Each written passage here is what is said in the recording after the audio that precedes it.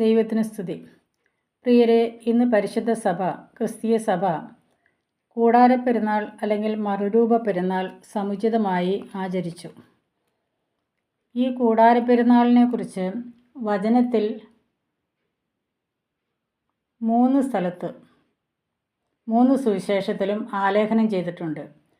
വിശുദ്ധ മത്തായിയുടെ സുവിശേഷം 17-ാം അധ്യായം 1 മുതൽ 8 വരെയുള്ള തിരുവചനത്തിലും, വിശുദ്ധ മർക്കോസ് സുവിശേഷം 9-ാം അധ്യായം 2 മുതൽ 8 വരെയുള്ള തിരുവചനത്തിലും, വിശുദ്ധ ലൂക്കോസ് സുവിശേഷം 9 മുതൽ 9-ാം അധ്യായത്തിൽ 28 മുതൽ 36 വരെയുള്ള തിരുവചനത്തിലുമാണ് ഈ കൂടാരപ്പെരുന്നാളിനെ കുറിച്ച് വേദപുസ്തകത്തിൽ ആലേഖനം ചെയ്തിരിക്കുന്നത്.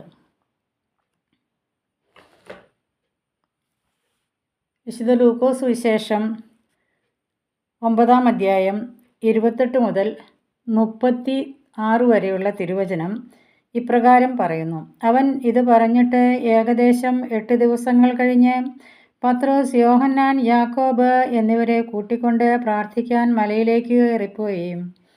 പ്രാർത്ഥിച്ചുകൊണ്ടിരിക്കുമ്പോൾ അവൻ്റെ മുഖഭാവം മാറി, വസ്ത്രം വെണ്മയോടെ ശോഭിച്ചു. അപ്പോൾ 2 പേർ മോശെയും ഏലിയായും അവനോട് സംസാരിച്ചു കൊണ്ടിരുന്നു. അവർ മഹത്വത്തോടെ കാണപ്പെട്ടു.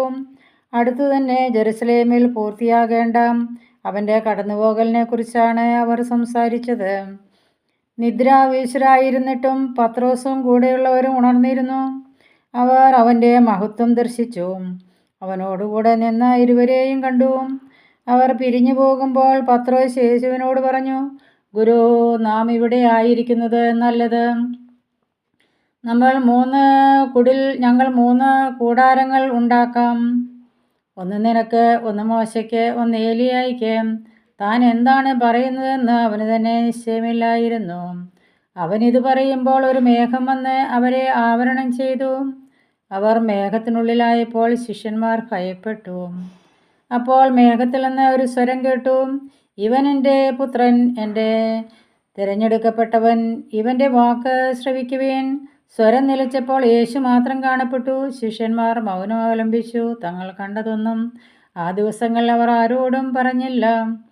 ഈ വലിയ അനുഭവം സ്വർഗത്തിൽ നിന്ന് പറഞ്ഞ വചനം ശ്രവിക്കുവാൻ